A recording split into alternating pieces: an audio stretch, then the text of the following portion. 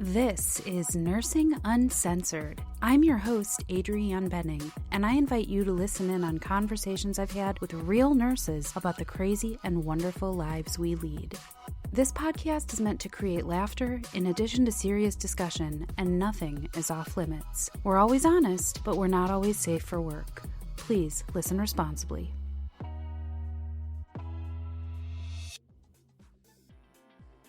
Welcome to Nursing Uncensored. I am here again with repeat guest and glad to have you. Welcome back, Travis Hornsby.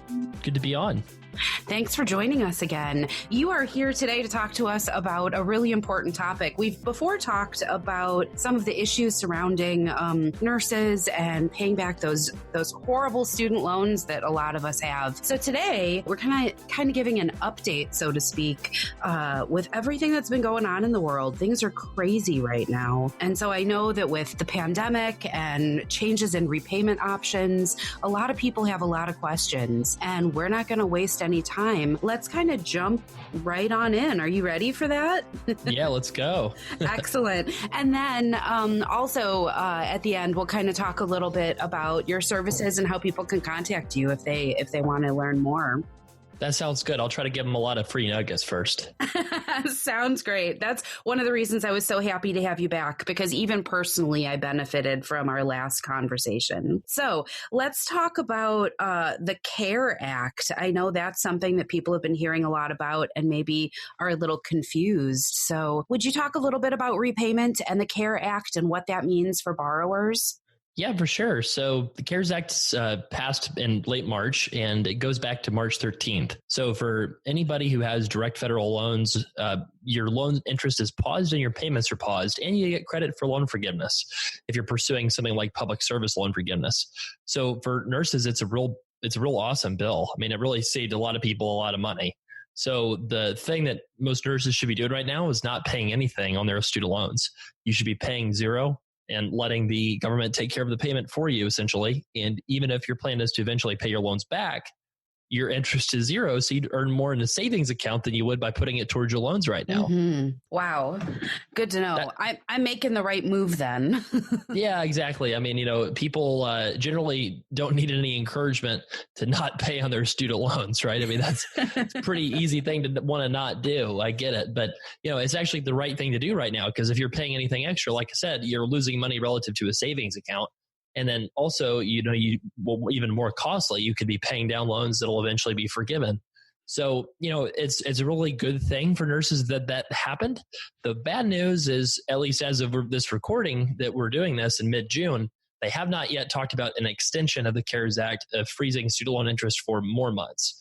So that is something that has not been on the table. It's not been something that, has started or anything. But, in terms of discussion of whether that's going to happen. So, as of now, nurses will have to start making payments again October 30th. So that's coming up, not too far away. And, those payments will start up and kick off. They'll start certifying people in September is what the current plan is. So, we'll have to keep tune on that. The HEROES Act was a bill put forward by the House, the Democrat-led House, and that, requested to extend the CARES Act 0% interest and payment pause through basically an additional year. So that did not pass. That's probably not going to pass, unless you have a November election or something that really changes things up. Mm-hmm. So that means, nurses are going to have to start making payments at some point here in the near future. And unfortunately, there's multiple loan forgiveness bills for frontline healthcare workers. And basically, none of them have gone anywhere. Unfortunately, that's kind of the status of where things are at right now. Sure. So basically people need to enjoy it while they can, take that money that they would normally be putting towards their student loans and sock it into some account that's actually going to bring them back a return.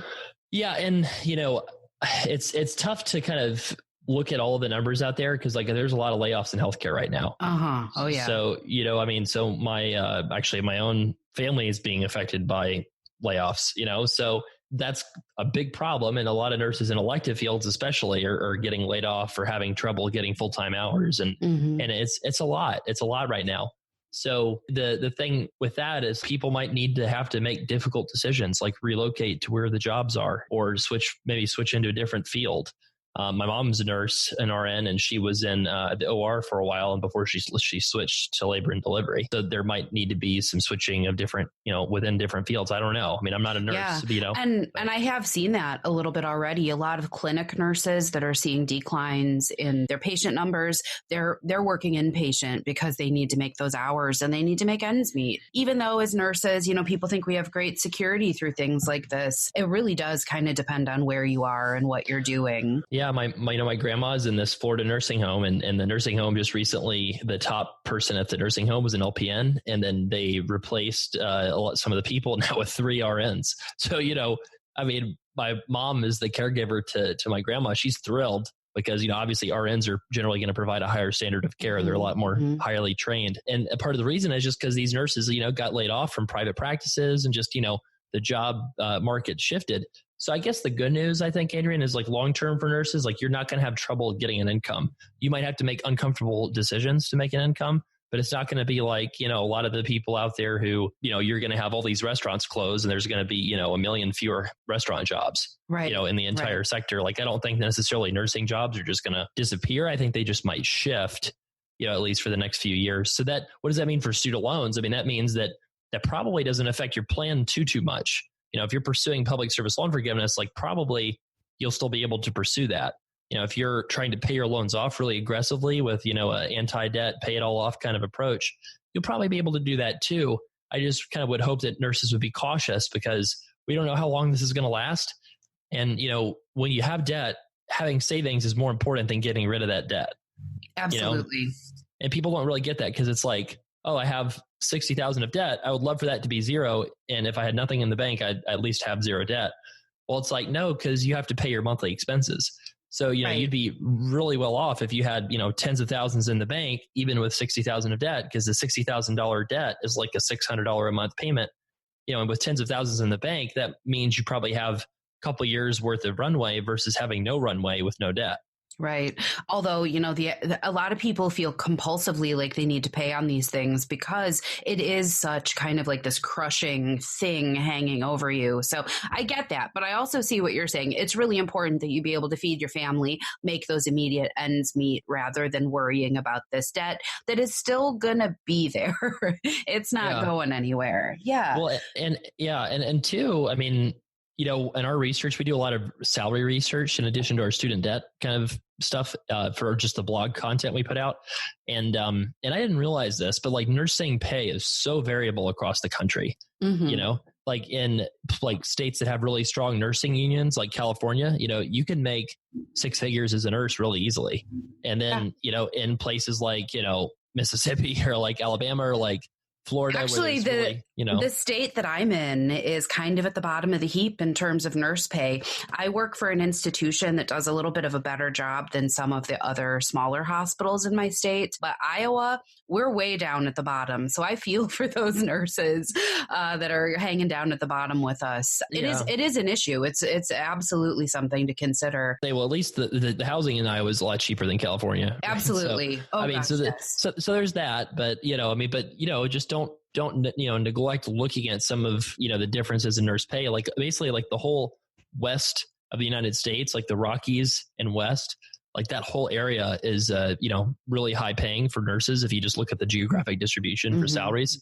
So maybe that means, hey, maybe if you are having trouble, now the problem is a lot of these kind of large metro areas are precisely the places having a lot of trouble keeping nurses employed, right? Because you're having more intense lockdowns, more intense virus spread, which is causing more reluctance by local populations to go in and get treatments. One of the things we're seeing in healthcare professionals just across the board is, we hear stories from like dentists in rural Kansas saying like, it's as if nothing's going on, and then, you go to San Francisco downtown and like people are like, yeah, we can't even get heart attack patients to come into the hospital.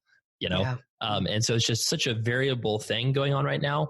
But I know I'm mainly supposed to talk about the student loan side of things, right? So there's actually something really interesting that nurses need to be aware of with the 2020 election. So, if Vice President Biden wins, he has proposed to allow people to pay 5% of their incomes on their student loans instead of 10.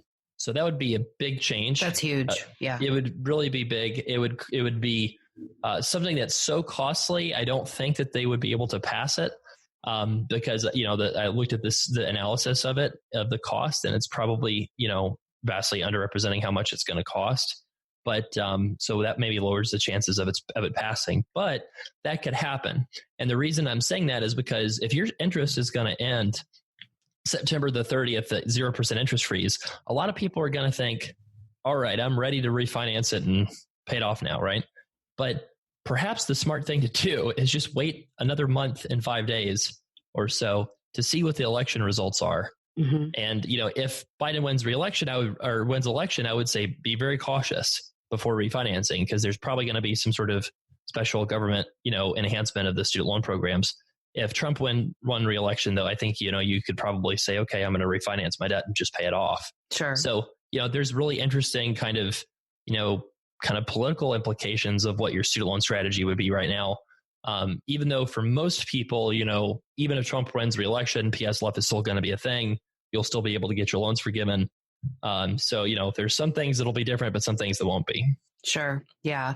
And so really it's a precarious situation right now, but we need to kind of plan for potential changes. And those changes, like you said, it's just kind of a matter of just like waiting it out, see how it goes, get to the polling place and try to shape this up a little bit.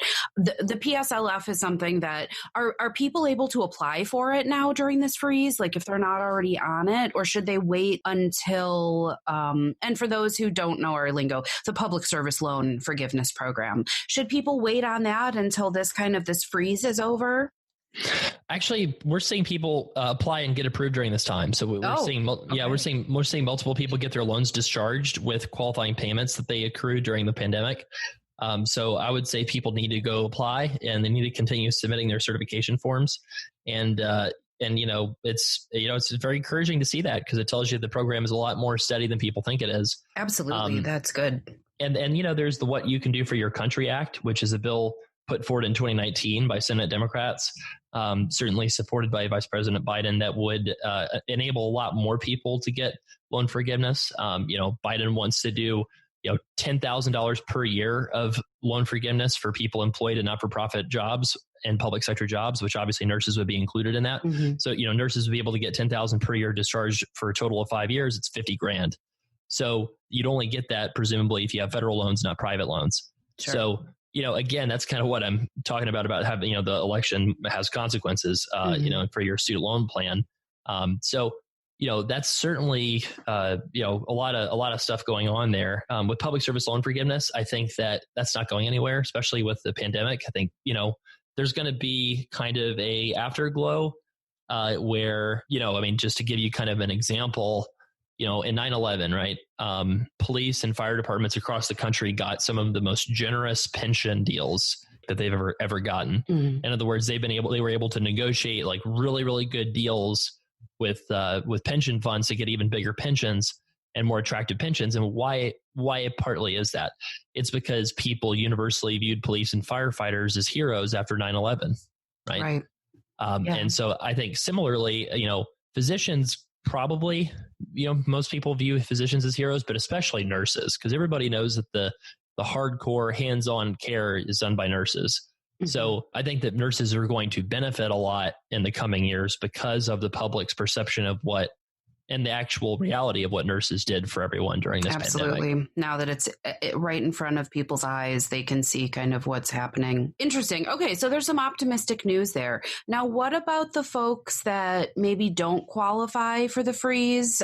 Who are those folks, and what can they do if they're not able to pay right now? Because like you said, there are some financial hardships that people are facing. Oh, yeah. So if you have private student loans, most every lender that I'm aware of is allowing people to put a 90-day forbearance on their loans. You have to call them, though, and request that specifically for them to allow that.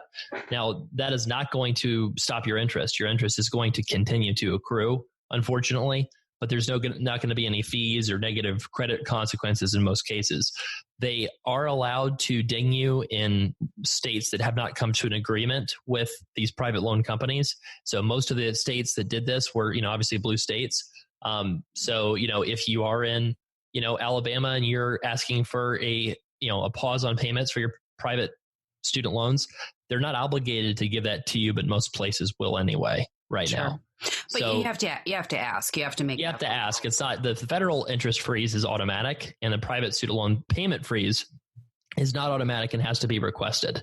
Okay. So, and it doesn't stop the interest. There is also an in between kind of loan that's from people that borrowed from before 2010 called FFEL student loans. So those kind of loans in general are mostly not eligible for the interest and payment freeze. So those payments are continuing. So those kind of loans can actually be turned into loans that are eligible for the payment and interest freeze, but they have to be consolidated into a direct federal loan. So there are some things that people that went to school before 2010 really need to be aware of. That's something that, can save people some money. It's a whole lot of stuff going on with student loans right now. I would say a lot of things haven't changed, especially nurses that went to, accelerated programs that were really expensive. So they didn't have to do the Bachelor's of RN program. They did it as a second career. Those folks have a lot of debt usually. And it's a really great idea for that kind of a nurse to go to a public or not-for-profit employer and get PSLF, because then you're just paying 10% of your income for 10 years and you're done.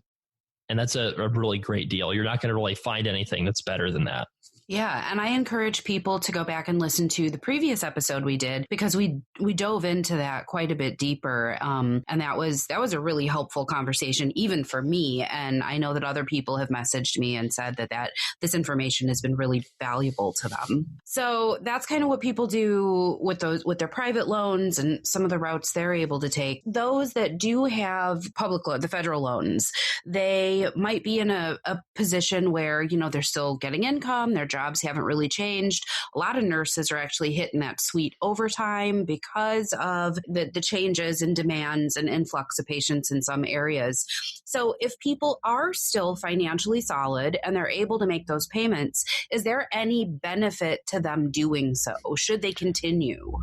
Well, so for federal loans, the answer is, if your goal for sure is to pay off your debt and there's no scenario where you're going to benefit from loan forgiveness, and I would say you have to really know something that I don't to be in that shoe. Like if you have federal loans, just because if Biden wins and does that $10,000 a year loan forgiveness, then, for public servants, then you'd miss out, Sure. But presuming that you have private loans and you're just super anti-debt and you just want to pay it back, you feel like you have a moral obligation, whatever it is, then I would say if you're the kind of person that would pay your income tax way early instead of let the money sit on your bank account, and pay it on time, then yeah, you probably should pay your loans extra, because there's a psychological burden to student loans, just as there's a psychological burden to, having a huge income tax bill and not paying it early.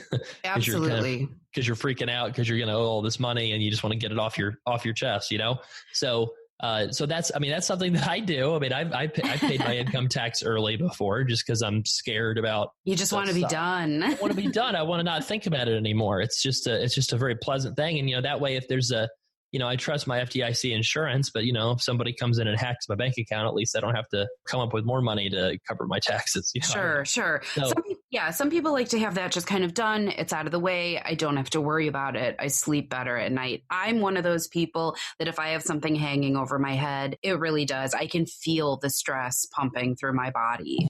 Sure. Some people just don't do well with financial stress. Oh, I know. And here's, a way to think about that. Like the number one thing that's going to impact your finances, either positively or negatively, is really your savings rate. And if you get motivated to put extra money on your loans instead of spending, because you're putting the money on loans with zero interest, you're watching it all go to principal, then go do that, because that's helping you save more money. And the benefit and the psychological positive effects of you putting more money towards your debt, that's going to cause you to have that higher savings rate, which is going to get you out of debt faster, which would save you way more money than you would earn with a 1%, difference on the interest that you could get by leaving the money in the savings account. So a lot of times we focus so much on like rate of return and optimizing like where money could be placed at a specific time. But like sometimes actually, because of we're humans, that's the wrong advice. Like maybe you should pay towards your debt if you are one of those people that's like psychologically really burdened by it and you want to get rid of it really fast. But if you do that, it's probably going to motivate you to save and, put more away, which is going to get you to the place where you want to be faster. So, the only thing I'll say is, my mom was a nurse. She put a lot of money into her retirement when she was young. And when she retired, she had way more money than you would ever dream a nurse would be able to have in retirement. And, we're not talking millions of dollars or anything, but she had, a lot of money relative to what you would expect based off of her earning, a very modest amount of income in a state that wasn't super high paying for nurses.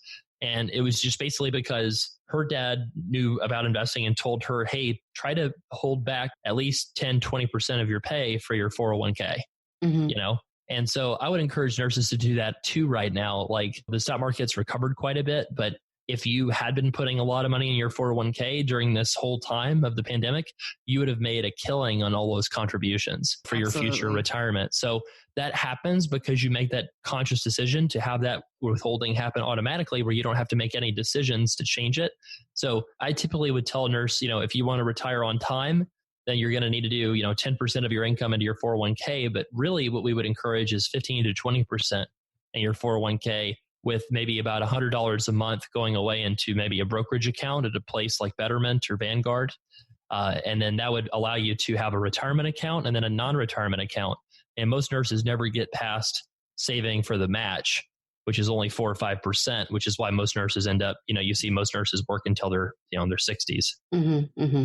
Yeah. And I know my employer does a match for a certain amount up to, I can't remember what ours are. Ours used to be actually really high. So I encourage nurses to find out, does your employer match your contribution to the 401k? Because if that's so, then on top of all these benefits, should be racking in that money that those employers are giving, because that can make, that makes a huge difference in the size of my 401k. I mean, even as I sit here, 4 years into my career, it's made a tremendous difference. Yeah, the only downside is a lot of employers have cut their 401k match during this time. Have they? So, yeah. It's really interesting, isn't it?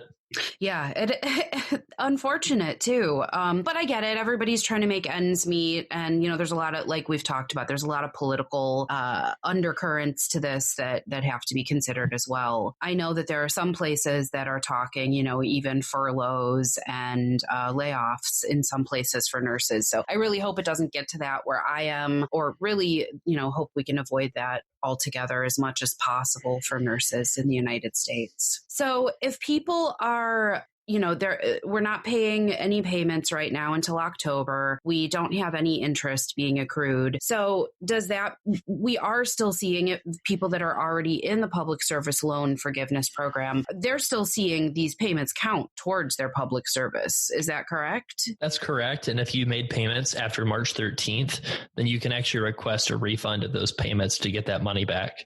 Oh, wow. I had no idea. So maybe if you weren't aware, or it was on auto pay, or something like that, you may have contributed some money that you want to, like we've talked about, take back and stick in that savings account instead. Correct. So that's a big deal. Can people do that on the website? Do they have to call for that? Generally just call. Yeah, you can request it via the website, but we're just telling people that made payments after March 13th on federal loans just to give their servicer a call and just say, hey, I found out I could ask for a refund for payments I made after March 13th. Can I get that money refunded?